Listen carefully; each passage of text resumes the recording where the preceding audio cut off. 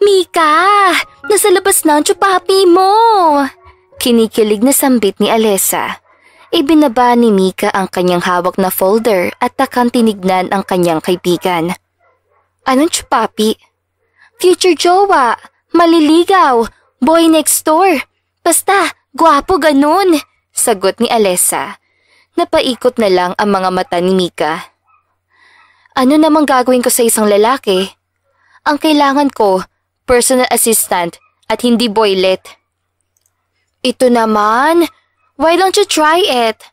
Ilang years ka na bang bitter? Wala ka naman jowa since birth, anya ni Alessa. Nakikita mo tong folder na nandito? Lahat to kailangan kong basahin at pilmahan. Kundi lang kita best friend, baka ban ka na sa opisina ko. Saad ni Mika at ibinalik ang tingin sa papeles na hawak niya. Alis na nga ako. Baka pinapa-search and rescue na naman ako ng asawa ko. Basta, kapag na-stress ka, huwag kang magdalawang isip na pumunta sa bahay namin. Okay? Love you, Mix. Mwah! Paalam ni Alessa at pumeso pa kay Mika. Kahit na maagang namamaalam ang magulang ni Mika, lumaki naman siya na puno sa pagmamahal dahil sa kanyang lola Ophel. Yun nga lang, dahil sa puno ng katang-isip tungkol sa pag-ibig ang naituro ng ginang sa kanya. Nagkalamat ang puso niya. Madam, nandito na po ang aplikanteng pumasa sa HR. Sambit ng isang staff mula sa HR department. Napatango na lang si Mika at hinintay na muling bumukas ang pintuan. Good morning, madam. Wika ng baritonong lalaki. Napamura si Mika sa kanyang isipan. Anong ginagawa ng lalaking to dito sa opisina ko? Nagtaas ang isa niyang kilay at pinakatitigan ang bagong pasok na binata. What are you doing here? Lumapit ang binata papunta sa direksyon niya. Tsaka inilapag ang hawak na papel sa lamesa. I aced your examinations and interview for personal assistant position. Ito po lahat ng approval galing sa HR. What's your name again? Tanong ni Mika at nahalata niyang nagulat ang binata sa kanyang inasta. Hindi ko makakalimutan ang kahit na anong alam ko tungkol sa kanya. Pero hindi ko rin gusto na isipin niyang parehas pa rin ako sa dating ako. Ako po si Apolonio Zinbazar. Kabatch mo ako sa Montessori noong wala akong pake. Pagpuputol ni Mika at tinignan ang binata mula ulo hanggang paa. Tignan mo nga naman ang mundo. Samantalang noon, halos sambahin na ng mga babaeng isang to dahil sa taglay na kagapuhan at talino. Plus, mayaman ang angkan ng mga Bazar. Kaya nakakapagtaka namang atang mukha siyang naghihirap. Madam, kailan po ba ako mag-uumpisa? Ang sabi ng staff, as soon as possible daw pero depende pa rin naman sa inyo. Pagpuka na binata sa kanyang isipan. Napangisi si Mika at kinuha ang resume at exam sa binata. Alam mo ba ang possible consequences itong trabaho mo? Kung sakaling mag-back out ka? Yes, ma'am. Nakalagay po na mapipage sa website niyo ang details at records ko kung sakali. Nabasa ko rin ang tungkol sa financial issue na pwede mangyari kung wala akong valid reason sa pagiging irresponsable at pag-alis sa trabaho. Sagot ng binata. Alright. Tatawagan ka ng kumpanya bukas sa bukas din. HR ang magsasabi sa'yo kung tanggap ka na o hindi pa. Makakaalis ka na. Anya ni Mika. Madam, hindi niyo po ba tatanungin ang credentials ko? Tanong naman na binata. Ibinalik ni Mika ang kanyang tingin sa papel na hawak. No doubt na matalinong lalaking to. Pero handa akong gawin lahat para ipamukha sa kanya na hindi ako tanga gaya ng iniisip nila noon. Mariing tinitigan ni Mika ang mukha ng binata. Sa tingin mo ba hindi ako marunong magbasa? Hindi sa ganoon, madam. Baka lang kasi hindi mapansin ang credentials sa mayroon ako dahil sa init ng ulo niyo. What the actual bloody hell? Tinuturuan mo ba ako? Sino bang boss sa ating dalawa? Sarcastic kong tanong ni Mika. Sorry po, madam. Sagot na lang na binata at nagpaalam na lalabas ang opisina. Naupo si Mika sa swivel chair at nilukot ang application form na kanyang hawak. Bakit ko naman papalampasin ang chance na makaganti sa kanya? Matapos ang ginawa nila sa akin noon, napakalakas ang loob niyang pumunta sa opisina ko at mag-apply bilang personal assistant. Mukha mapaglaro ang tadhana. Napangisi si Mika at pinunit ang litrato ni Apolonio Sinbasal, ang nag-iisang lalaking nakapasok sa buhay niya. Anghel lang ang walang ganti. Samantala, pagkababa ni Apolonio sa building ay sumakay na siya sa lumang kotse at tumiretso sa bahay na kanyang nirerentahan. Pagkababa niya ng sasakyan, nadatnan niya si Ray na palabas ng bahay. Kamusta naman ang application kuno mo? Natatawan tanong ni Ray. Ayun, mukhang duda siya sa akin, sagot ni Paul. Kundi ka ba naman ogag, bigla kang susulpot at magpapanggap na aplikante. Kamusta naman siya? Saad ni Ray. Napangiti na lang si Paul nang maalala kung gaano kaganda ang magiging boss niya. She's freaking hot. Bagay na bagay sa kanya ang pencil cut na palda at high heels. Napapaisip na sa akin kung mabubura kaya ang lipstick sa labi niya kung sakaling mahalikan ko siya. Damn it, di pa nga ako tanggap sa trabaho. Halikan na agad ang naiisip ko. Wow dude, tinanong ko lang kung kamusta si Mika Reza. Biglang lumipad na sa kung saan ang utak mo. Mag-invest kaya ako sa company niya para makita kitang nagpapaalipin kay Mika Reza. Pangaasar ni Ray. Sumama naman ang itsura ni Paul at tinitigan ng kaibigan. Kapag nasira ang diskarte ko nang dahil sa'yo, hahatiin kita sa 8. Di naman talaga kita masisisi sa pagkagusto kay Mika Reza.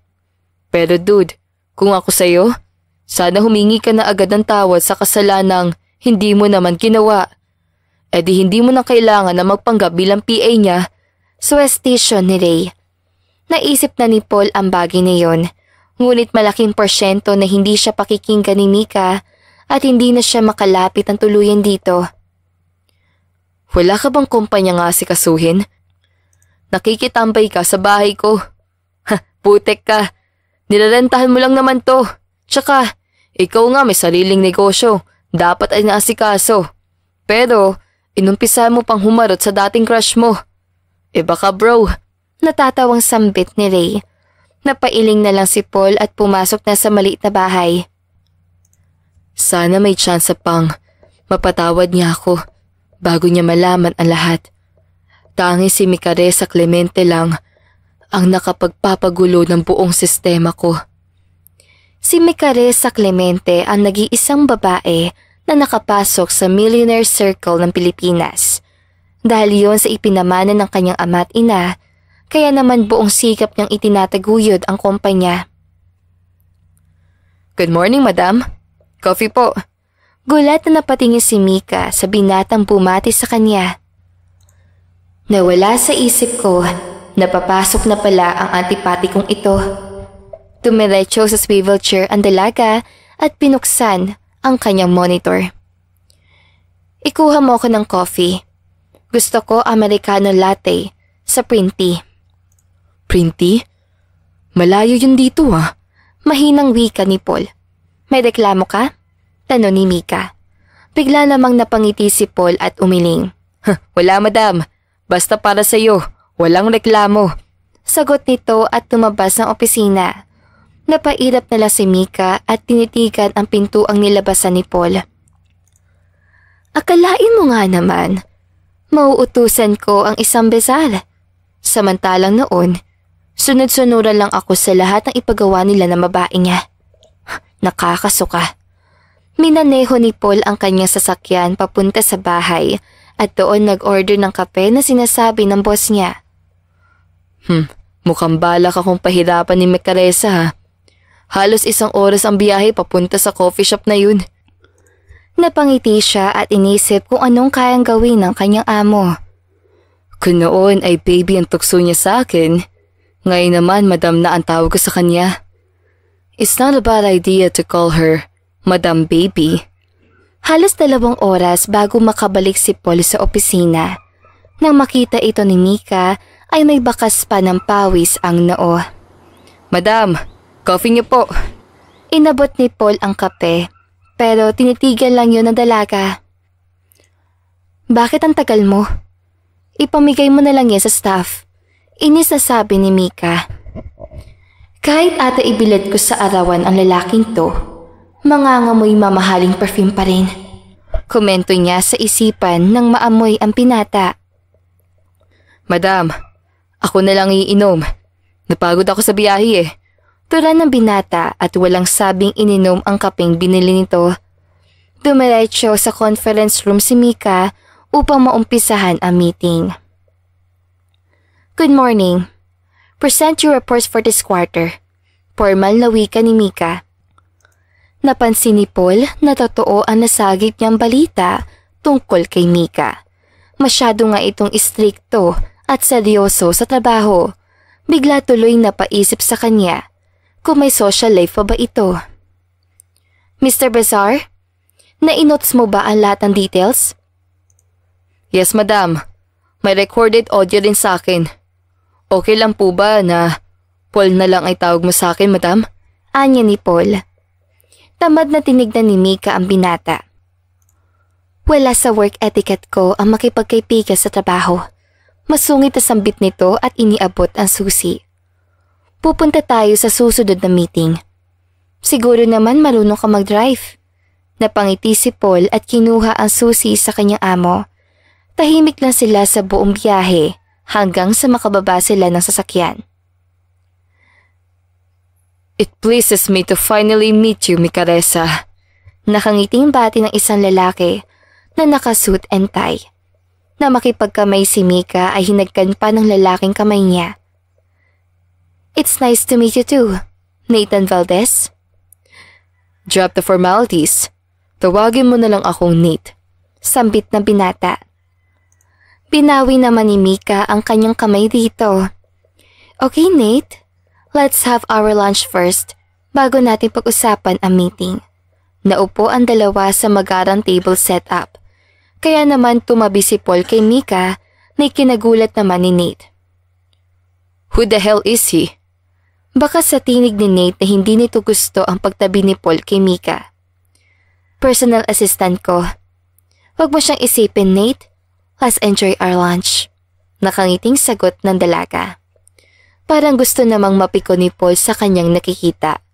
Una, dahil Nate ang tawag ni Mika sa kamiting nito. Pangalawa, dahil sa pagiti ni Mika na hindi nito ginagawa sa kanya. Tahimik lang na nakikinig si Paul sa napag-uusapan ni Mika at Nate sa business proposal. Maraming salamat sa pagpapaunlak, Mika. You know what? Pwede kong kausapin si Dad tungkol sa kasal natin. Wika ni Nate. Malahas namang napatingin si Paul sa dalaga. Putakte. Ikakasal na pala siya? Hindi pwede. May usapan kami ng dad mo.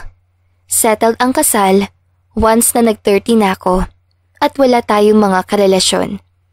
That's the most convenient for us, Nate. Nakangiting sagot ni Mika. Yan ang gusto kong katangian na magiging anak ko. You are perfect, Micaresa. Hindi na ako nagtataka kung bakit walang nakakalusot na lalaki sa'yo. Biro pa ni Nate. Actually, nakikita rin kita bilang mabuting ama sa magiging anak mo. Pagsakay naman ni Mika sa sinasabi ng binata. Gusto mo bang pumunta mamaya sa after party ng kumpanya namin? I can take you home. Derechahang wika ni Nate. Maraming gagawin na madam ko. Sabat ni Paul. Sabay na napatingin si Mika at Nate kay Paul. Nakadiretso lang ang tingin ni Paul kay Nate habang takhang nakatingin naman si Mika rito. Mukhang kulang ata ang training nitong bago mong assistant, Mika. Komento ni Paul. Huwag ka mag-alala. Pwede ko siyang paalisin na parang basura. Tura naman ni Mika. Muli niyang naalala kung paano siya sabihin ng masasakit na salita noon ng mga kabarkada ni Paul. Pwede kitang hanapan ng ibang assistant kung gusto mo. Saad ni Nate. Mariing nakatitig si Mika kay Paul at pigil inis sa wag itong sigawan. Bumalik ka sa sasakyan. Tapos ka naman ng kumain. Para isang malaking talak na itak sa kalamnan ni Paul ang kanyang narinig. Lalo lang siyang nakaramdam ng pagkapikon dahil sa ngisi ng kamiting ni Mika. Kaya naman pinili niyang bumalik na lang sa sasakyan at doon maglabas ng inis. I'm sorry about that, Nate. Sa susunod, hindi ko na lang siya isasama kung ayaw mo siyang makita, anya ni Mika. Kapag naging mag-asawa tayo, paalisin mo siya sa kumpanya mo. Mukhang may gusto sa iyo ang bago mong assistant, kaya ganun na lang kung umasta. Turan pa ni Nate. Napangiti na lang ng alangan ni si Mika at nagpatuloy sa pagkain. Imposibleng magagusto sa akin si Paul. Unless namasukan siya sa akin para utuin ulit ako at tangayin ang mana ko. Sa bawat araw na namamasukan si Paul bilang personal assistant ni Mika, ay lalo lang siya nakukonsensya sa nangyari dito noon. She doesn't deserve the hate, pero kahit anong gawin niya, mukhang nabago na ng panahon ang dalaga. Diba sinabi ko na sa'yo na kailangan ko yung files kagabi? Inis na tanong ni Mika. Napuyat kasi ako kagabi dahil pinamadali mo yung ibang files. Sagot ni Paul. Mukhang hindi kilala na mukha ni Apollonio ang salitang haggard. Mukha pa nga siyang maraming tulog kaysa sa akin. Tura ni Mika sa kanyang isipan. Bakit po ganyan kayo makatitig, madam? May dumi ba ako sa muka? Tanong ni Paul. Binalik ni Mika ang istriktong tingin at napairap sa binata. Kailangan ko yung files. Kapag di mo napasa sa akin yun ngayong araw, huwag ka na magpakita bukas. Maghapong nagtrabaho si Mika at Paul sa opisina. Paminsan ay sinisilip ng binata ang kanyang amo at lihim na napapangiti sa pagiging seryoso nito. Hindi ko na-imagine noon kung gaano siya kaganda sa suot niyang formal attires. Dati mukha lang siyang manang na nerd. Pero nagulong na ako. Ano pa kaya ngayon? Komento ni Paul sa sarili. Nag-unat si Mika ng kanyang batok at tinignan ang kanyang personal assistant. Ipapaalala ko lang sa iyo na may lunch break ka. Gusto mo bang isabay na lang kita ng bili? Ano po bang gusto mo, madam? Sasagot na sana si Mika nang bumukas ang pintuan. Good afternoon, Miss Mika.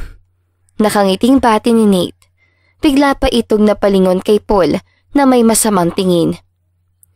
Take your break, Mr. Pesar, anya ng dalaga. Lumabas si Paul na may sama ng loob. Mas gwapo ako nang di hamak sa lalaking yun. Kung makalakad akala mo kung sinong kulto. Na makababa siya sa kantin ay pinagkaguluhan siya ng mga babaeng staff. Ang iba ay nagtatanong sa kanya ng tungkol sa trabaho, samantalang ang iba naman ay personal matters ang inaalam. You know what? May kamukha kang sikat na tao. Hindi ko lang talaga maalala kung sino. Wika ng lalaking staff. Parang ang sa magazine kita nakita, pero di ko lang maalala. Paul ba talaga ang name mo? Tanong pa ng isa.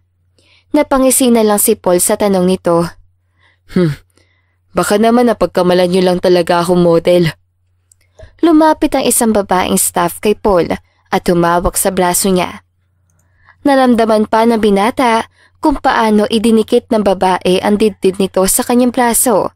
Kaya napatingin si Paul sa dalaga at sinubukang ilayo ang katawan niya na saktong narinig niya ang pagtawag ni Mika. Mr. Bazar? Hindi na itago ni Mika ang bayad ng inis sa kanyang tinig. Inalis niya ang pagkakakapit ng kanyang braso kay Nate at pinag-cruise ito. Napatayo naman ang binata at lumapit sa kanyang boss. Yes, madam? Akala ko ba isasabay mo ko ng pagkain? Mataray na tanong ni Mika na ikinabahala naman ni Nate. Sumabay ka na sa amin. Mika, I thought it was a date. Tanong naman ni Nate. Kailangan ko pa ang PA ko sa mga lakad ko, Nate. I hope you understand. Marahang saad ni Mika at tumiretso na sa kanyang sasakyan. Ano bang ginawa ko? Date naman talaga namin dapat. At hindi ko kailangan si Apolonio. Siguro iisipin ko na lang na isinama ko siya para ipakitang hindi na ako patay na patay sa kanya, gaya noon. Kastigo ng dalaga sa kanyang isipan. Parang tangang nakikinig si Paul sa paglalandi ni Nate sa kanyang amo. Gusto niya na lang isuka ang mamahaling pagkain na nilibre nito at lumabas ang restaurant. Pero naisip niyang baka kung saan pa umabot ang paglalandi nito. Fine. Dining ba to? Kayang-kaya ko siyang dalhin sa mas mamahaling restaurant kaysa rito. Congrats to our successful partnership. Sa susunod niyan, kasal na ang sunod nating topic. Nakangiting wika ni Nate. Tingnan natin. Hindi ko hawak ang mundo. Wala naman akong karapatan na sang-ayunan ka. At lalong mahirap, hindi ang offer na yan. Nakangiting sagot ni Mika. Madam, may meeting ka pa kay Mr. Austin. Sabat ni Paul, nangunot ang noo ng kanyang amo at napatitig sa kanya. Baka mauna pa si Mr. Austin sa office. Nakakahiya naman. Inisip na maigi ni Mika kung sino si Mr. Austin at kung may meeting ba talaga siya. Pero wala siyang maalala. Sa ayaw niya magmukhang tanga, napatango na lang siya kay Paul. I can drive you, Mika. Makahulog ang wika ni Nate at kumindat pa sa dalaga. Trabaho ko yun. Sa akin sasakay si Madam. Giit naman ni Paul. It's okay. Kay Nate na lang ako sasabay. Wika ni Mika. Inis namang sumakay si Paul sa kotse ni Mika. Hanggang sa makarating na opisina. Bakit pa siya sumasama sa Nate na yun? Hindi niya ba alam na babaero ang isang yun? At gusto lang makaisa sa kanya? Thanks, Nate. Nakangiting wika ni Mika. Hahagkan sana siya ni Nate, ngunit mabilis siyang umiwas. Sorry, hindi ako ready sa ganyang bagay, Nate. Kakakilala lang natin. Parang napapahiya naman si Nate nang umiti. I understand. I have to go. Hindi itinago ni Paul ang kanyang ngisi sa napahiyang binata. Mapang-insultong tumingin pa ito hanggang sa makalabas si Nate na opisina. Nasaan na si Mr. Austin? Pagpukaw ni Mika ng atensyon ni Paul. Nag-cancel, Madam. May sakit na yung anak niya. Anya ni Paul. What? Isay mo sa akin ang details niya para akong kumausap. Utos si Mika. Bago siya maupo sa swivel chair, ay itinukod niya pa ang kamay sa lamesa ni Paul at seryoso itong tinignan. Isa pala, ayoko umaasta ka na parang kusino kapag nandiyan si Nate. Prospect fiancé ko siya, kaya dapat respetuhin mo siya. Itrato mo si Nate bilang boss. Napahawak naman si Paul sa kanyang labi habang nakatitig din kay Mika. Ikaw ang nagpapasweldo sa akin, kaya ikaw lang ang boss ko. Wala naman akong nabasa sa contract na kailangan marami akong boss. Dahil ikaw ang boss ko, di ba? Sinusubukan mo ba ako, Mr. Bazar? Malaki ang pintuan nitong opisina ko. Makakaalis ka na. Nakangising wika ni Mika at bumalik sa kanyang upuan. Lihim namang napangisi si Paul at itinago ang reaksyon sa folder. Bakit naman ganito kahat ang boss ko? Baka kapag nagpatuloy siya sa pagsusungit, mahalikan ko na lang siya bigla. Dumating ang araw kung saan kailangan ni Mika na dumalo sa isang conference na gaganapin sa abroad. At dahil si Paul ang kanyang PA, ito rin ang kasama niya sa paglabas ng bansa. Sigurado ka bang siya ang kasama mo, bestie? Tanong ni Alessa. Wala naman choice. Nawala rin kasi sa isip ko ang ganitong lakad, sagot ni Mika. Sa totoo lang, may choice ka naman talaga. Baka mamaya, may in love ka na naman sa Apollonia na yan. Sabihin mo lang kapag sinaktan ka niya or na good time ka. Sisiguraduhin kong mabubulok na siya sa sementeryo, anya ni Alessa. Napailing na lang si Mika sa kanyang kaibigan at ibinaba na ang tawag. 1 week kami magkasama. 1 week lang, kaya hindi naman na kailangan ng extra effort para umiwas or what. Bumaba si Mika sa kanyang bahay at natagpuan doon si Paul. Wow! Mukha siyang anak ng presidente at hindi isang PA ko lang. Sa damitan niya, mas mukha pa siyang CEO kaysa sa akin. Good morning, madam. Akin na pong maleta niyo. Wika naman na binata at kinuha ang maleta sa kanyang boss. Tahimik lang sila sa buong biyahe hanggang makasakay sa eroplano.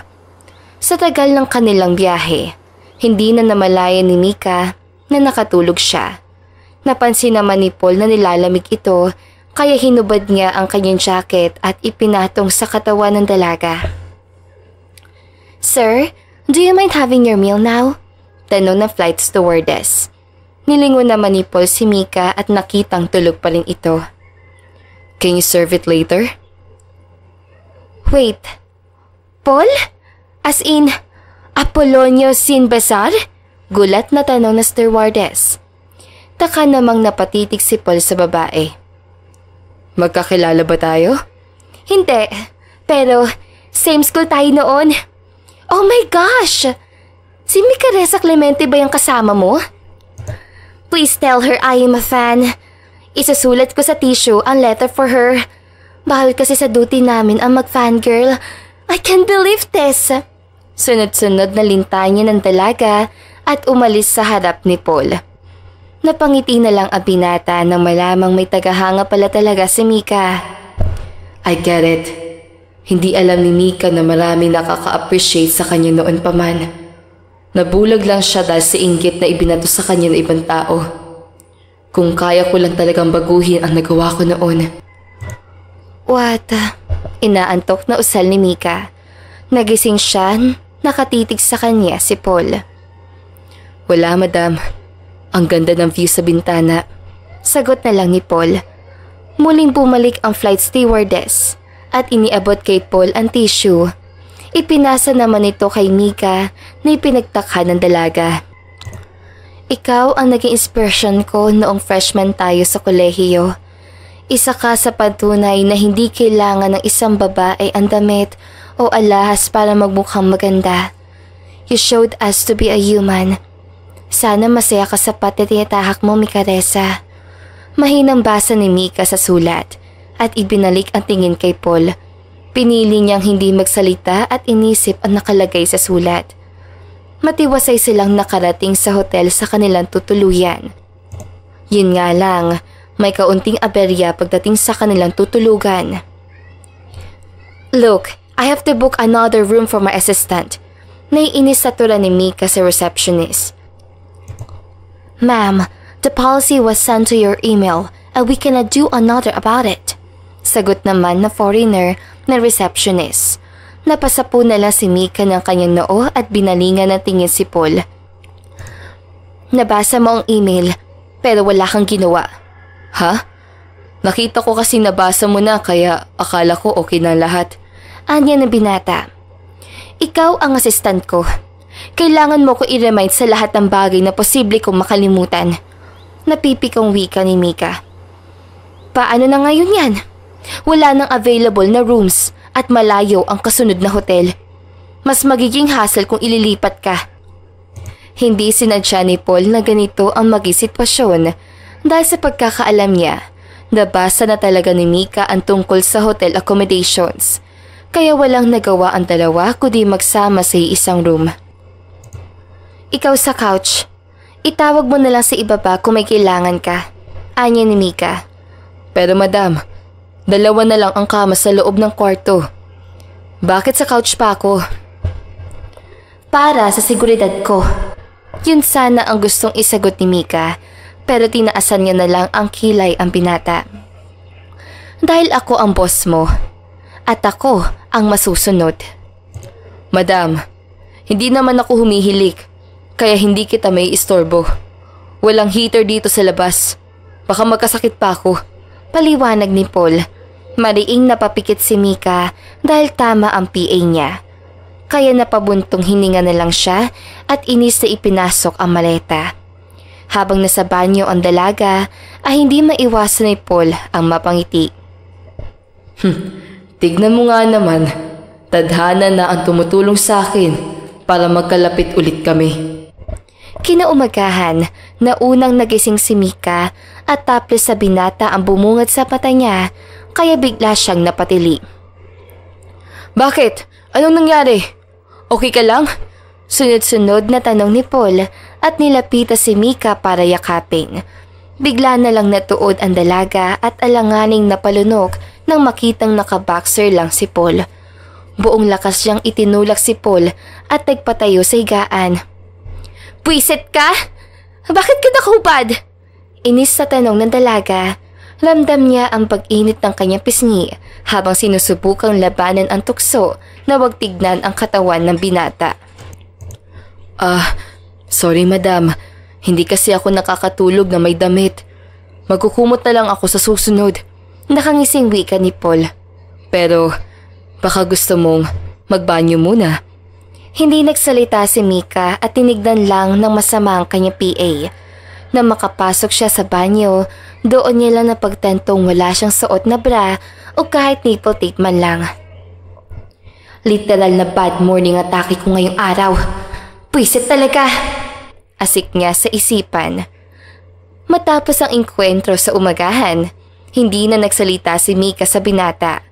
Pero na makarating sila sa restaurant at may babaeng panay ang tingin kay Paul, doon nagkusang bumukas ang bibig niya. Gusto ko ng shrimp. Lagyan mo ko, utos si Mika. Hindi naman nagtanong si Paul sa dalaga at ipinagbalat niya na lang ito ng crabs. Samantalang tinignan naman ni Mika ang babaeng nakatingin kay Paul. Inirapan niya pa ito at ibinalik sa binata ang atensyon. Kunin mo yung rice ko, tapos palitan mo ng pasta. Sunod na utos ng dalaga. Sinandok ni Paul ang kanin sa plato ni Mika gamit ang kutsara nito. Pero wala sa sariling dinalaan niya ang kutsarang gamit ni Mika. At dahil sa kanyang atensyon ng dalaga, pinamulahan ang mukha nito habang nakatitig sa kanya. Bakit mo isinubo yung kutsara ko? Gagamitin mo pa ba? Hindi. Pero nagamit ko na yon. Tapos isinubo mo pa. Ano naman? Wala ka na masakit, di ba? Tsaka, masarap naman. Biglang nakaramdam si Mika ng kung ano sa kanyang sistema. Kaya hindi siya makapaniwala sa inaasta ng binata. Binaliwala niya na lang ang ginawa ni Paul. Pero ilang saglit lang na lumapit ang babaeng foreigner sa direksyon ng binata. Kaya napatigas si Mika sa pagkain. Hi! Are you free tonight? Maarting wika ng babae. No, he's not free. In fact, he's with me. Sagot ni Mika. Namilog naman ang mata ni Paul na makitang seryoso ang amo niya. Para siyang nakakita ng himala na lumapit si Mika sa kanya at pumulong. Sabihin mo sa kanyang hindi ka available kahit kailan. Bawal ka mamaya at sa susunod na araw dahil conference ang pinunta natin dito. Sabihin mo yun, kundi sisisantihin kita, banta ni Mika. Natawa naman na bahagya si Paul at kinausap ang babaeng foreigner, kaya nakahinga na maluwag si Mika dahil dito. Pagsapit ng tanghali, agad silang tumungo para sa isang meeting tungkol sa bidding na magaganap after ng conference. Nakatitig lang si Paul kay Mika habang seryosong nakikinig ang dalaga. Miss Micaresa Clemente, is it okay with you if you host the after party? Nakangiting wika na matandang lalaki. Kung tutuusin ay hindi naman talaga sumasama si Mika sa after party dahil wala naman siya mapapala rito, lalo na at mababa ang tolerance niya sa alak. Ang problema nga lang, lahat ng dumalo sa meeting ay target investor niya. Of course, nakangiting tura ni Mika. Halos gabi na nang matapos ang meeting, kaya sa pagod ng dalaga ay nakatulog na siya sa sasakyan. Minabuti naman ni Paul na hindi ito gisingin at buhati na lang papasok sa kanilang tinutuluyan. Oh my, ibaba mo ko. Gulat na usal ni Mika na mapansing buhat siya ni Paul. Huwag ka malikot, kundi mahuhulog ka. Sabi ko, ibaba mo ko. Ayoko. What the heck, Mr. Besar? Inuutusan kitang ibaba mo ko. Inis sa tura ni Mika. Ngunit sa kanyang isipan, hindi niya maiwasan purihin ang itsura ng binata. Itong mukhang to ang nagpagulo ng buong pagkatao ko. Sarili kong kagustuhan na buhatin ka. Kaya ako rin ang may rights na magdesisyon kung ibababa kita o hindi. Malapit na tayo sa kwarto, madam. Kumalma ka na lang. Akmang iuhulog ni Paul si Mika, kaya napakapit ito ng husto sa leeg niya. 1 beses mo pang gawin yon at sisiguraduhin kong wala ka ng trabaho. Yes, madam. Ramdam ng binata ang sama na tingin nito, kaya lalo siyang napangiti hanggang makapasok sila sa kwarto. Nahiga na lang si Mika sa sarili niyang kama hanggang sa mapatangay muli sa antok. Si Paul naman ay naglinis ng sariling katawan at nag-asikaso ng kanilang kakainin. Micaresa, Madam Baby.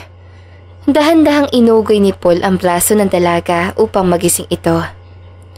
Madam Micaresa, gising na. Nang iminulat ni Mika ang kanyang mata ay agad siyang napatili at nagtakip na mata. Ano ba? Nakuhubad ka na naman? Masaya naman akong tumitili ka ng dahil sa akin. Pero, wag mo namang gawing araw-araw. Anya ni Paul. Kung nakamamatay lang ang tingin ni Mika, malamang nakalibig na si Paul ngayon. Magbihis ka. Wala kang respeto. Kababae kong tao at isa pa, boss mo ko. Madam, sa ganito ako komportable. Tsaka, masasanay ka rin naman. Sagot ni Paul. Kung ibang babae ba ang kasama niya, ganito rin ba ang gagawin niya? Paano na lang pala kung iba ang naging boss niya? Kaya sigurado maganda ang credentials nitong si Apolonio dahil inaakit niya ang mga nagiging boss niya. Biglang nawala ang kuryenteng nararamdaman ni Mika sa kanyang katawan at napalitan ng inis. Alam ko yung tingin na yan. Wala po akong naging girlfriend, madam. Wala rin po akong babae. Lalo na at sa'yo lang akong komportable. Saad ni Paul na parabang nababasa niya ang nasa isip ng dalaga. Ginising kita para makakain na tayo ng gabihan. Tara na, madam. Naunang lumabas si Paul nang hindi nagdadamit, kaya napahugot na lang na malalim na hininga si Mika at sumunod sa binata. Tell me, wala ka na bang damit? Bibilhan kita para hindi ka lagi nakahubad. Tura ni Mika habang nagsasandok ng pagkain. May damit naman ako, madam. Tsaka, hindi naman ako nakahubad. May boxers naman akong suot. Yun na nga eh. Boxers lang ang suot mo.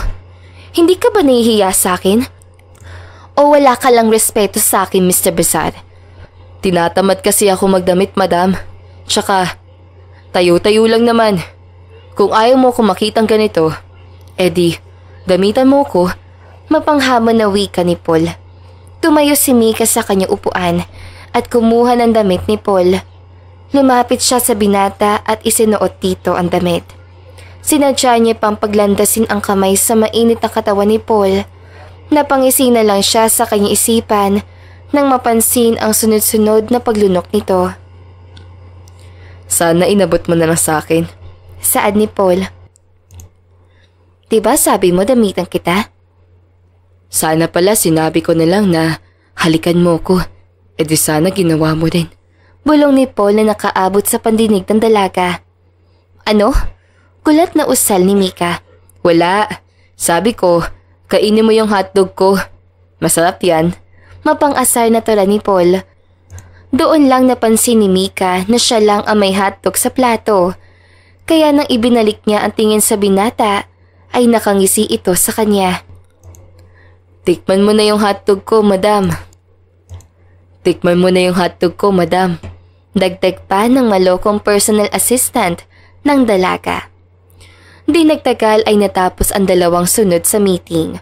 Pero sa mismong araw ng after party na event, naiwanan ni Mika ang kanyang wallet, kaya nagmamadaling umalis si Paul para balikan ang wallet niya.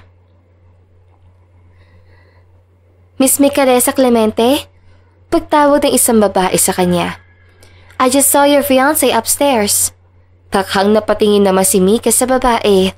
Itatanong niya sana kung sino ang tinutukoy nito nang matanaw niya ang pamilya na figura. Nilapitan niya ito para kumpirmahin at hindi nga nagkakamali ang mata niya. Sabi ko na nga ba, at gusto lang talagang makaisa nitong feeling foreigner na to. Nakangising tula ng dalaga. Humina na bahagya ang musika at kinuha ni Mika ang pagkakataon para makinig sa pinag-uusapan ng dalawa. Tumalikod pa siya sa direksyon ng mga ito at nakilamesa.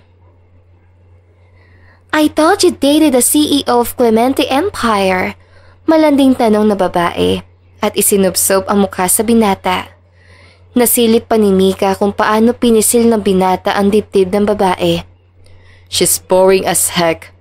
I am after her money, and that's all. Sagot ng binata. Nagdalawang isip pa si Mika kung lalapitan niya ba ang mga ito o hindi. Plan A, sasampalin ko siya. Plan B, aalis ako na parang walang narinig. Plan C, kakausapin ko sila. Napaisip ng malalim si Mika at napagdesisyon ng gawin lahat.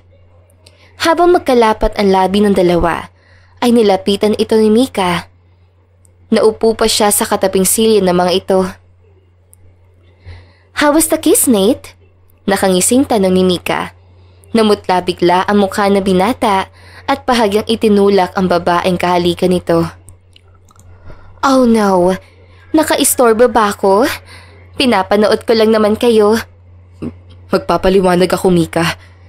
Hindi to gaya ng iniisip mo. Kinakabahang wika ni Nate. Gaano ba ako katanga sa akala mo?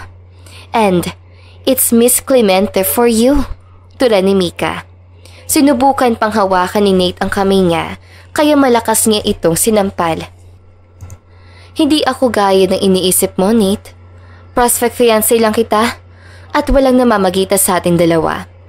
Huwag mo naman sanang kapalan ang mukha mo at ipakalat na in relationship tayo. FYI, kung boring ako, mas boring ka. Pinagtiyagaan lang kita. Pagkasabi nun ay lumayo na si Mika. Dumiretso siya sa alcohol section at nag-order ng alak. Bigla na lang bumalik sa isip niya ang ginawa ni Paul sa kanya noon. Tama naman sila. Baka boring lang talaga ako. Kaya hindi sila nakokontento. Pera lang lagi ang habol nila sa akin. Tula ni Mika sa isipan at ininom ang alak sa kopita. Natagalan si Paul sa biyahe dahil may kalayuan sa kanya ang mismong event na pinuntahan ni Mika. Kaya na makarating siya sa venue, hindi niya na alam kung saan nahanapin ang dalaga. Hi, do you know Micaresa Clemente? Tanong ni Paul sa isang babaeng mukhang Pinay. Yeah. Yung host kanina? I saw her doon sa bar section, sagot ng babae. Nagpasalamat naman si Paul at pinuntahan ang dalaga. Naabutan niya itong may kausap na ibang lalaki, kaya naging patlang ang kilay niya. Uuwi na tayo. Anya ni Paul at inilagay ang kanyang kamay sa bewang ni Mika. May meeting ka pa bukas, madam. Bulong niya pa kay Mika. Totoo ba? Tapos naman ang bidding. Tara na, sagot ni Mika at iniangat ang kamay sa binata. Naguguluhang napatingin si Paul kay Mika at doon niya napansing mas bumaba ang damit ito sa dibdib, maging ang mata nito ay lamlam. Karga mo ko, masungit na utos si Mika. Napailing na lang si Paul at kinarga ang kanyang amo. Na makarating sila sa sasakyan ay panay ang pangungulit sa kanya ng dalaga. Bakit pa ang tagal mo? Hindi mo tuloy nakita na sinampal ko si Nate kaharap ng babae niya. Parang batang nagsusumbong si Mika. At pilit na inaabot ang extra t-shirt sa backseat. Ginawa mo yun? Tanong ni Paul. Yeah, sobrang satisfying nun. Alam mo, Dati naiisip ko na sana sinampaling kita noon kaharap ng babae mo. Pero wala akong lakas ng loob dati kasi hindi naman ako maganda. Sinimulang alisin ni Mika ang damit niya. Biglang napahinto si Paul sa pagmamaneho upang pigilan ang dalaga. Anong ginagawa mo? Naguhubad. May bra naman ako. Wala kang dapat ipag-alala. Inosenteng wika ni Mika. Napahilamos naman ng mukha si Paul at hinawakan ang kamay ni Mika. Bakit ka naguhubad? Kasama mo ko. Baka nakakalimutan mong lalaki ako. Pinalo ni Mika ang kamay ng binata at inirapan ito. Ikaw nga lagi ka nakahubad sa umaga at gabi. Ngayon lang ako magpapalit ng damit. Tapos umaangal ka pa. Mikaresa, binabalaan kita. Kapag inalis mo yung damit mo, yari ka na talaga sa akin. Inisatura ni Paul. Bakit kapag ikaw ang nagsasabi ng pangalan ko, parang ang sarap pakinggan? Kung hindi mo lang ako pinagtripan noon, malamang may anak na ako sa'yo ngayon. Gustong gusto kaya kita. Nakasimangot na wika ni Mika at inalis ang gown na suot.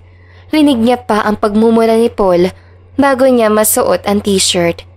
Kaya napalingon siya nang hawakan ng binata ang kanyang kamay. Huwag mo sabihin hindi kita binalaan. Magtatanong na sana si Mika nang kabigin siya ng binata at halikan. Lalo lang nag-init ang katawan niya nang ipasok nito ang dila sa kanyang bibig at gigil na pinaglandas ang kamay sa kanyang bewang. Hindi alam ni Mika kung saan siya kumuha ng lakas ng loob dahil inalis niya ang seatbelt at sumampa sa kandungan ni Paul. Lasing ba talaga ako? O gusto ko na ang nangyayari? Tanong ni Mika sa kanyang isipan. Ipinasok ng dalaga ang kanyang kamay sa loob ng damit ni Paul kaya bahagyang napaungol ang binata at kinagat ang iba pang labi ni Mika. Dapat maawad ko na si Mika bago pa mapatit ang pasensya ko. Sinubukang ihiwalay ni Paul ang kanyang sarili sa dalaga, ngunit hindi siya pinayagan nito. Bagkus kinuha ni Mika ang kamay niya at inilagay sa ibabang dibdib nito. Takte Mikaresa, kapag hindi ka pa tumigil, baka magkaanak ka talaga sa akin. Hindi pa ako pwede magkaanak sa'yo. Hindi naman kita asawa. Sagot ni Mika habang inaalis ang suot ni Paul. Pero kung asawa mo ko, willing ka magkaanak sa akin? Tanong ng binata at sunod-sunod na tinanguan ni Mika. Teka, maupo ka muna. Uuwi tayo para mabigyan ka na semi-honeymoon. Ayoko. Dito lang ako. Ako ang masusunod dahil ako ang boss mo. Tula ng dalaga. Baka mabangga tayo niyan. Sambit ni Paul. Hindi niya mapigilan ang sarili na hawakan ang katawan ng dalaga. Akala ko ba magaling ka magmaneho? Sabi mo pa nga dati kay Nate, sa'yo lang ako dapat sumakay. Pilyang wika ng dalaga. Naningkit naman ang mata ni Paul at muling binuhay ang makina. Laking pasasalamat pa ng binata na makarating sila sa parking lot ng hotel. Iangat mo yung gown mo. Utos si Paul sa dalagang nakakandong sa kanya. Hindi pwede. Mabilis sa sagot ni Mika. Hindi kita pwedeng hayaan na makita ng iba na ganyan ang ayos mo. Sa Diyos ang wika ni Paul. At bakit? Katawan ko to. Kaya ako ang magdedesisyon ng gusto ko. Katawan mo yan. Pero wala tayo sa dagat para makita ka nilang nakabra lang. Isa pa, lasing ka. Kaya di nila pwede makita ang ayos mo. Hindi ako lasing. Nakainom lang ako ng 2 kopita ng alak. Naiiling na lang si Paul at inangat ang strap ng gown ni Mika. Pinuksan niya ang pintuan ng sasakyan at pinuhat na parang bagong kasal si Mika. Nang makarating sila sa elevator, naramdaman ni Paul ang paglapat na mainit na bagay sa kanyang leeg. Madam, behave ka muna please. Pakiusap ng binata. Wala naman akong ginawa, sagot ni Mika at nagpatuloy lang sa ginagawa. Napasandal na lang si Paul at napapikit na mariin para siyang pinaparusahan ni Mika dahil wala siyang magawa para awatin ito. Kaya na magbukas ang elevator ay dali-dali niyang tinungo ang kanilang silid. Micaresa, tumigil ka muna. Baka bukas, sisantihin mo na talaga ako kapag pinagbigyan kita ngayon.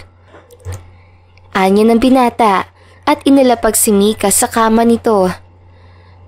Ayaw mo ba talaga sa akin? Napipikon tanong ni Mika. Gusto, pero lasing ka, Madam Baby. Mabilis sa sagot ni Paul. Ang kulit mo? Hindi nga ako lasing.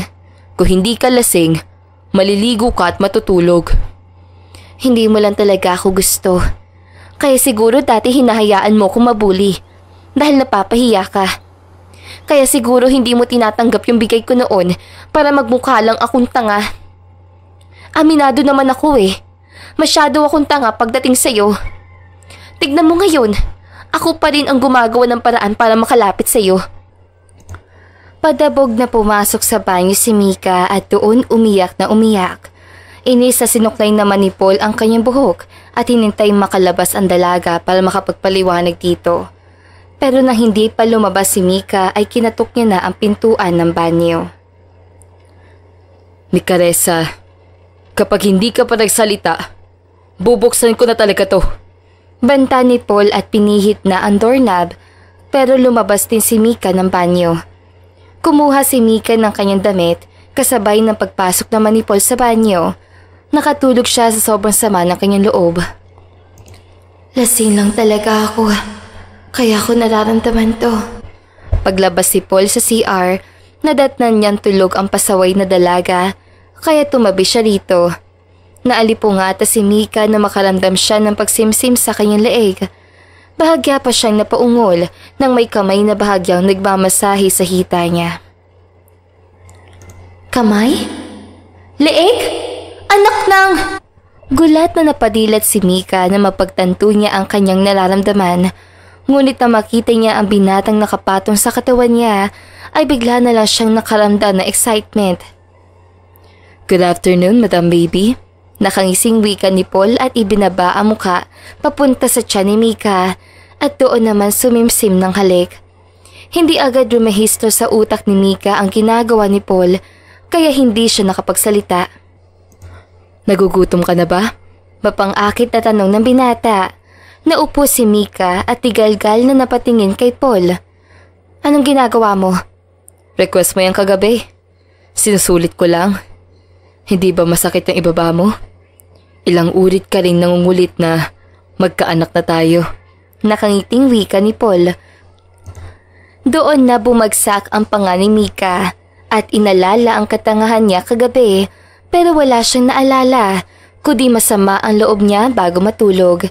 Naawat na lang ang pag-iisip niya na marinig ang pagtawa ni Paul.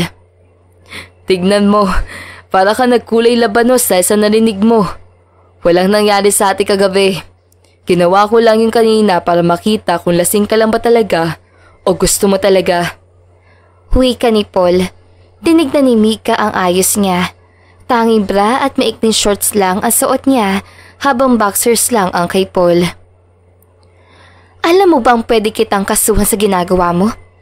Inis sa tanong ni Mika. Pwede naman talaga. Ang problema lang, baka hindi ka panigan ng korte dahil nauna ka mang-akit mula sa parking lot, papunta sa elevator, hanggang sa hallway natin. Diretsang sagot ni Paul.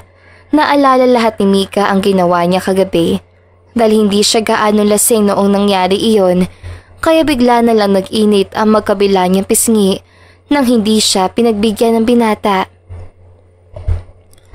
Really, Mika? Yun pa talagang naisip mo? Nagiging sunusunuran ka sa PA mo? Asik ng dalaga sa kanya sarili. Gusto mo nang kumain? Nakaluto na ako bago katikman. Nakangising wika ni Paul. Dahan-dahan pa itong lumapit sa dalaga. Lumayo ka sa akin, kundi sisisantihin kita. Hindi na pinatapos ang binata ang sasabihin ni Mika at hinalikan ang labi nito. Marahang kinagat pa ni Paul ang ibabang labi ng dalaga at hinawakan ng batok nito upang palaliman ang halik. Inilagay niya pa ang kamay ni Mika sa katawan niya ng ginawa nito sa kanyang kagabi. Paano ba tanggihan ng ganitong klase ng halik? Bahala na. Tinugon ni Mika ang halik ni Paul at pinaglandas ang kamay sa patimuno nitong katawan. Naramdaman niya ang pagiti ng binata sa pagitan ng kanilang labi, kaya kinurot niya ito. Oh, bakit ka nangungurot? Natatawang angal ni Paul. Pinagtitripan mo na naman ako. Inisasambit ni Mika. Muling hinalikan ni Paul ang noo ng dalaga at pinuhat ito papunta sa dining. Kakain na muna tayo. Kailangan natin ng lakas. Hindi nakakibo agad si Mika sa ginawa ng binata. Para siyang timang na sinusunod ang gusto ni Paul dahil sa katotohanang nasabi niya ang mga bagay na hindi niya dapat sinabi. Nga, isang subo na lang. Mauubos na to. Tura ni Paul at itinapat sa bibig ni Mika ang kutsarang naglalaman ng pagkain. Diet ako. Bahagyang tinabig ni Mika ang kamay ni Paul kaya kinain na lang nito ang laman ng kutsara. Mali ang naiisip mo tungkol sa sinabi ko kagabi. Lasing lang ako nun. Siguro. Kibit palikat na sagot ng binata at niligpit ang kanilang pinagkainan. Sinundan ni Mika si Paul habang naguhugas ito. Seryoso ako. Wala sa isip ko na lasing ka kaya hindi ka nagdalawang isip na sabihin yung nararamdaman mo. Mika Ressa, hinintay kitang makatulog kagabi para matino ka kapag sinabi ko yung paliwanag ko.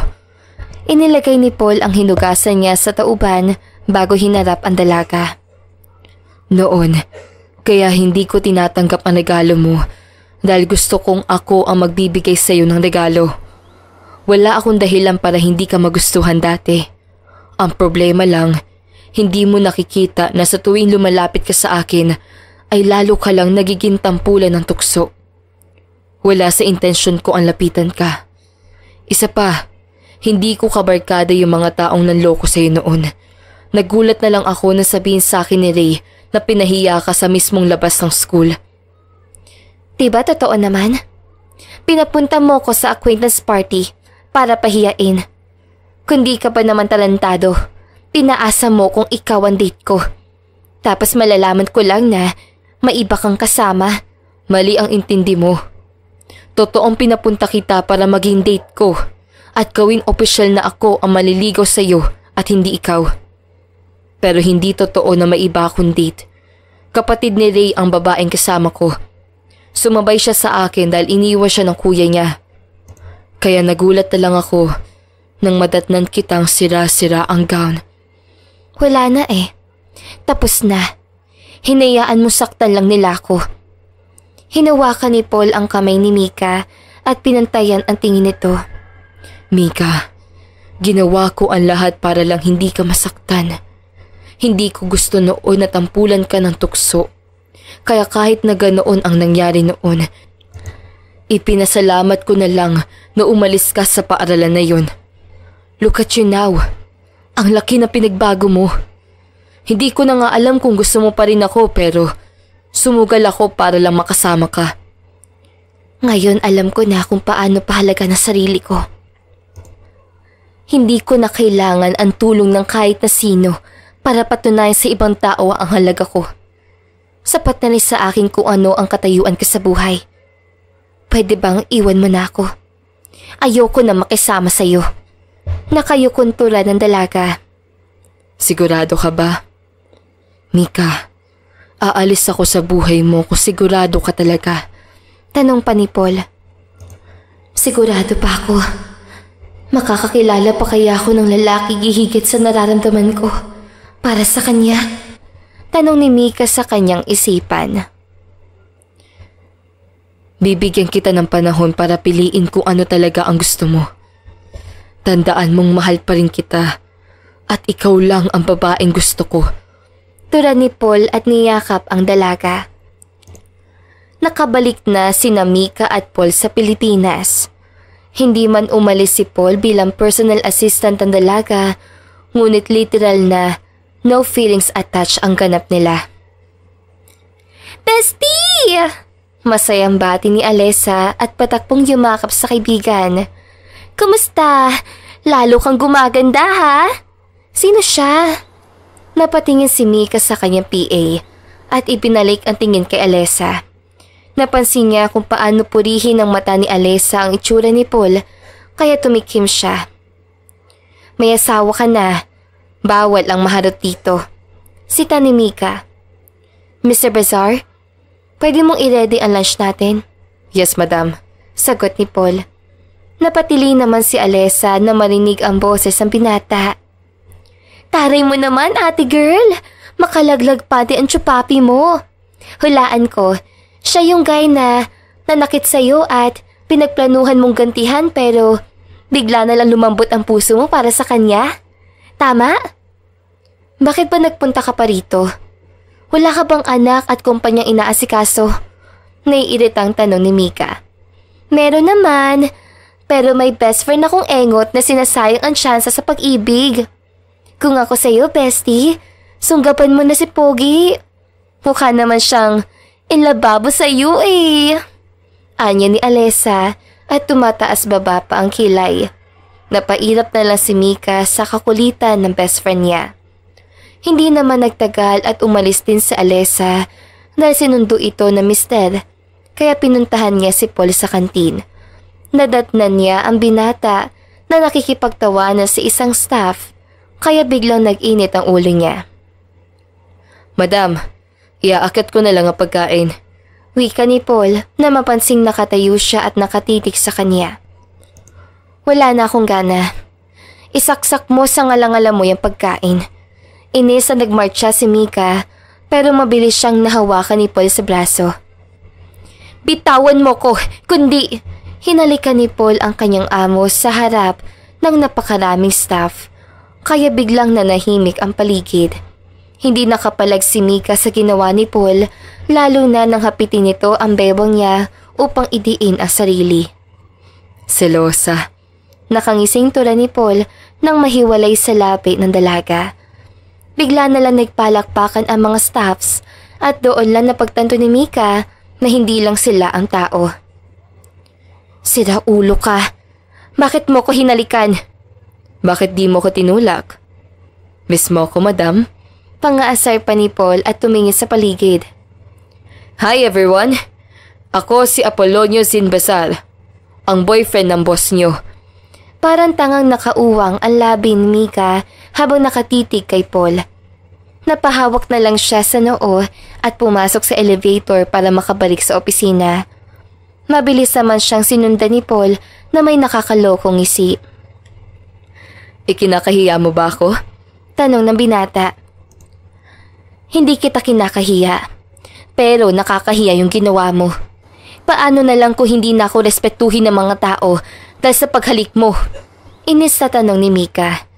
Sigurado ako hindi mawawala ang respeto nila sa'yo. Di mo ba nakita? Masaya silang hindi na NBSP ang boss nila. Inilak ni Paul ang pintuan at maingat na itinulak si Mika sa pader. Paano na yan? Akin ka na ulit, Madam Baby. Siniil niya ang halik ng boss hanggang sa tumugon ito. Kinalas ni Paul ang ilang botones sa damit ni Mika, saka inalis ang tuck-in na damit ito. Iniangat pa niya ang isang hita ni Mika, saka ito binuhat. Nang pupunitin niya ng ilang botones sa polo ng dalaga, ay hinawakan nitong kamay niya. Yes lang. Promise. Sinamaan ni Mika ng tingin si Paul. Huwag mo sirain ang damit ko. Yes, Madam Baby. Nakangiting sagot ng binata. Ibinaba ni Paul ang halik sa maselang parte ng leeg ni Mika, kaya napakapit ito na mahigpit sa kanya. He teases her through licking her upper boob. Napasabunot na lang si Mika sa buhok ng binata at pahagyang napaarko. Isa sa dapat kong ituro kay Micaresa ay kung paano niya sasabihin ang pangalan ko habang nasasarapan siya. Pilyong tula ni Paul sa kanyang isipan. Laking pasasalamat niya pa dahil may sofa sa loob ng opisina. Doon niya inilapag ang dalaga at pumatong sa ibabaw nito. Pero bigla na lang naputol ang kanilang halikan nang marinig ang katok sa pinto. Sino yun?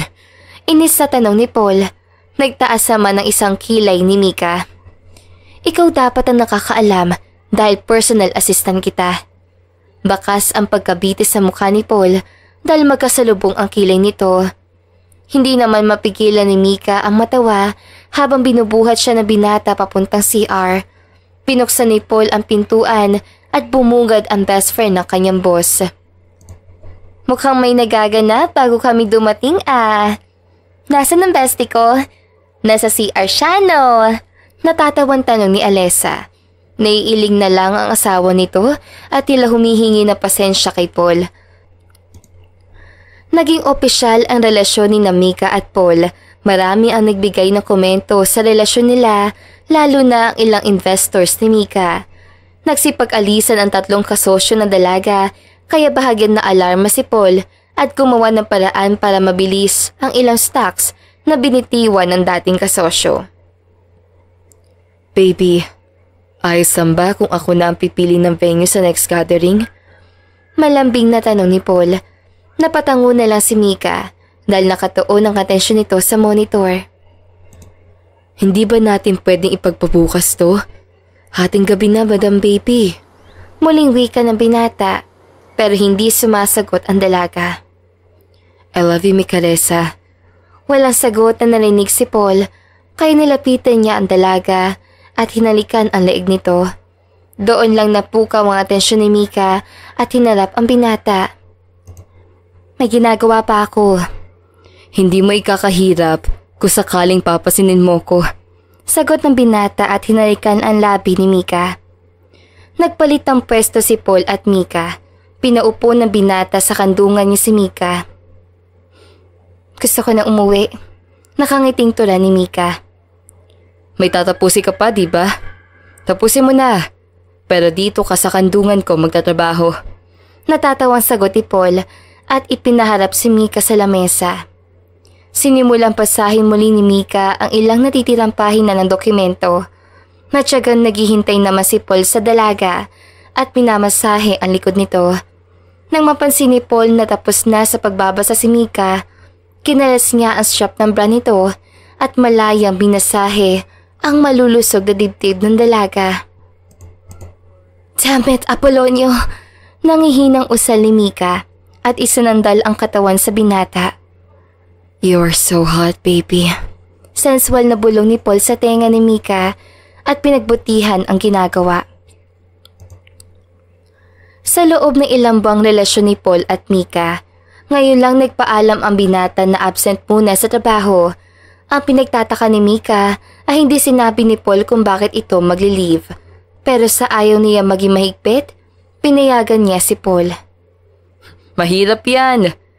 Kakaumpisa pa lang ng relasyon niyo tapos malalaman niya nagsisinungaling ka na agad. Napang-asar na wika ni Ray. Nagpapatulong ako sa iyo. Hindi nagpapaasar. Kausapin mo yung organizer bago ang event.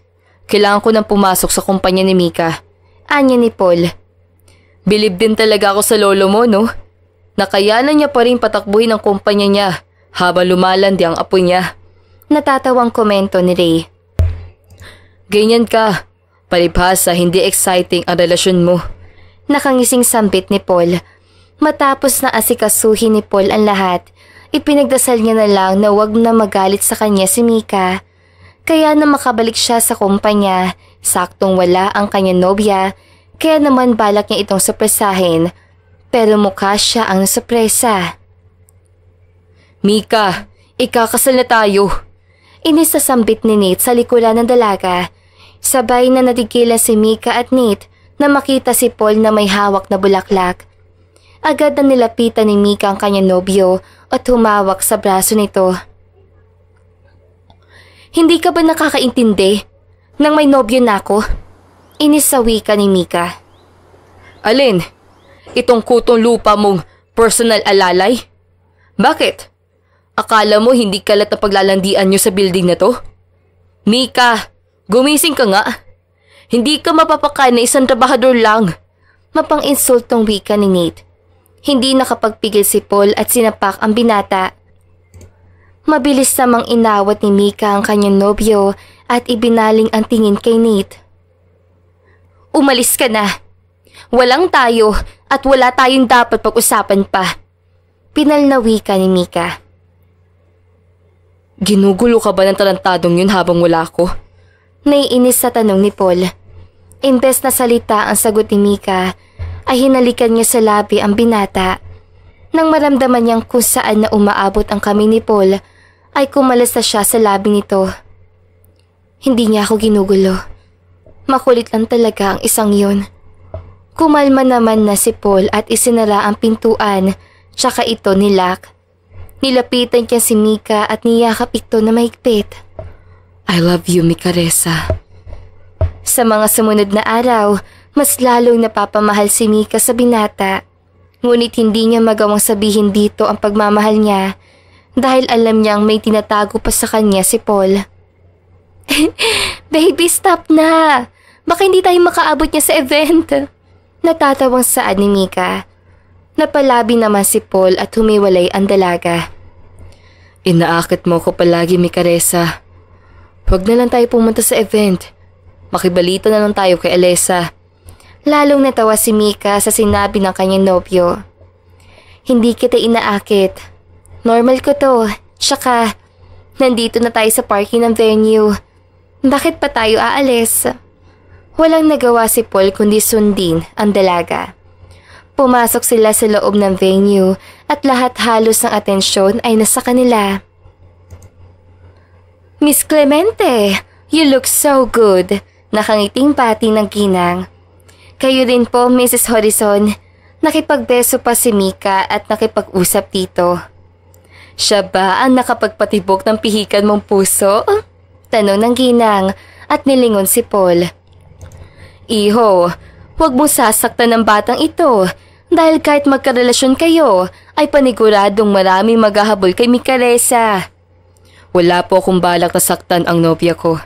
Sagot ni Paul at proud na tinignan si Mika.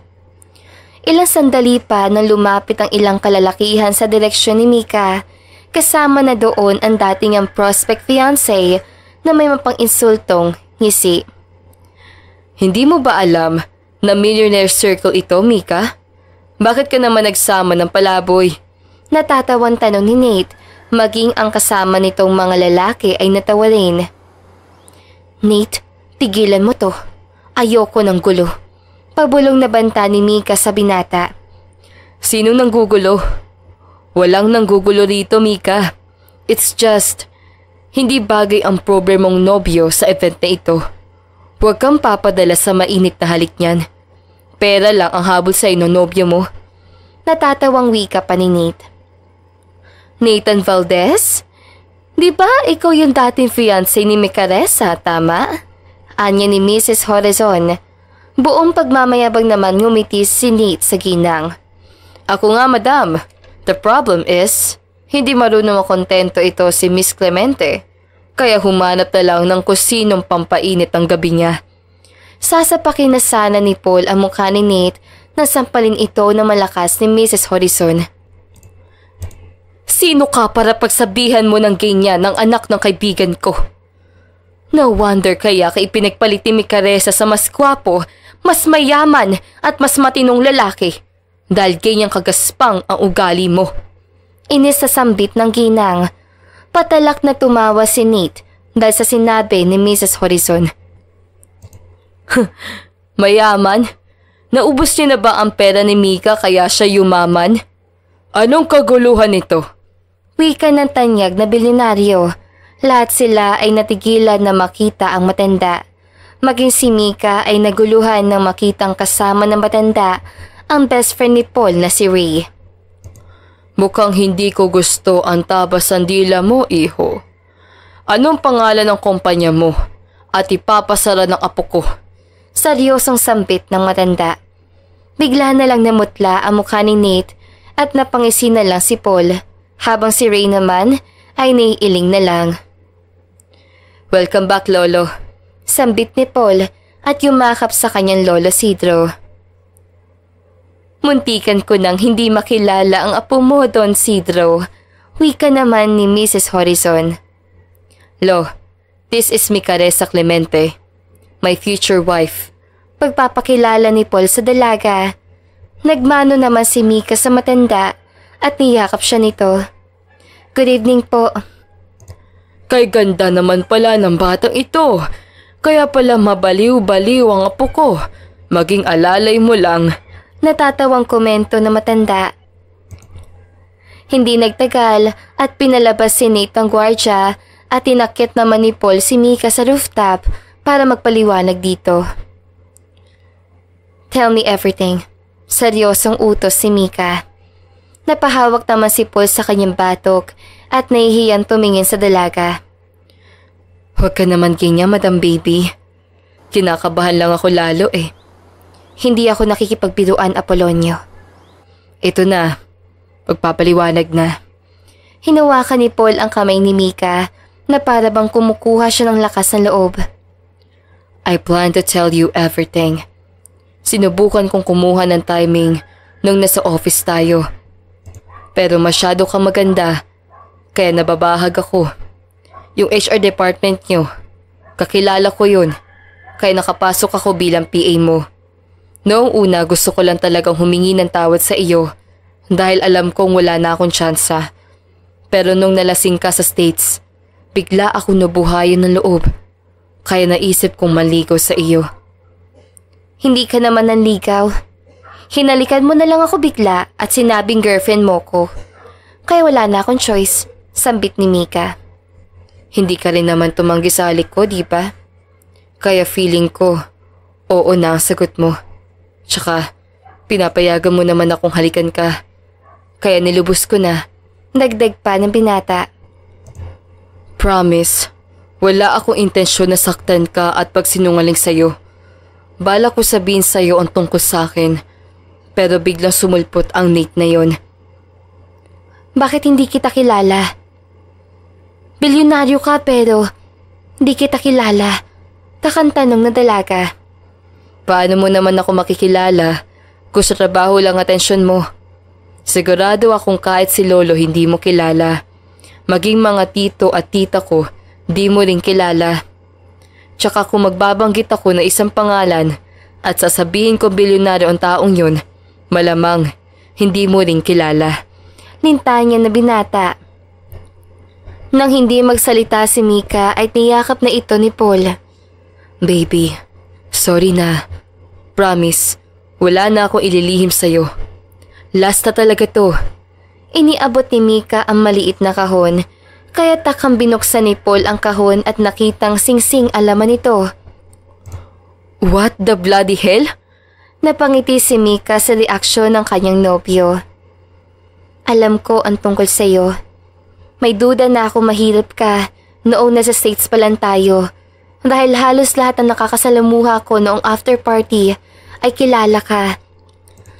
Pero ang ipinagtataka ko kung bakit ka namasukan bilang PA ko. Kaya hindi ko masabi sa iyong mahal kita kasi hindi ka pa nagtatapat na sikreto. I'm sorry.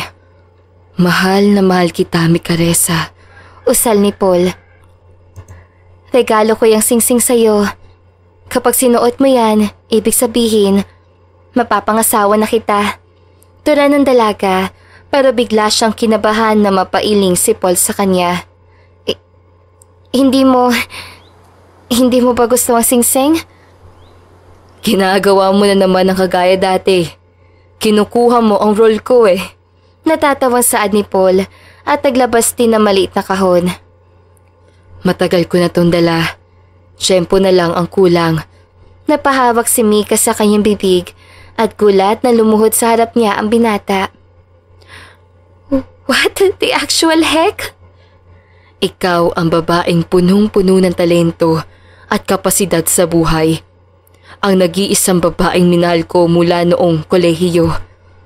Masaya akong makasama ka ngayon at sa mga darating pang araw. Mahal kita na sobra, Micaresa Clemente. Will you be my wife for this lifetime and beyond? Yes! Yes! Naluluhang sagot ni Mika. Biglang nagputukan ng fireworks sa kalangitan at nakasulat doon ang pangalan nilang dalawa.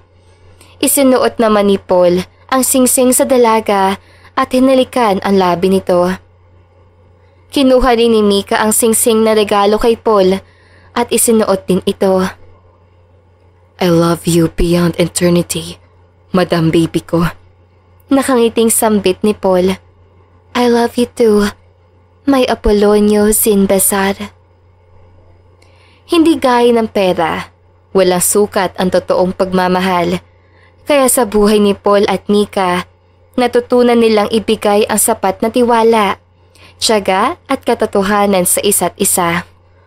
Ngunit alam nilang Panginoon ang nagbigay ng kanilang tadhana.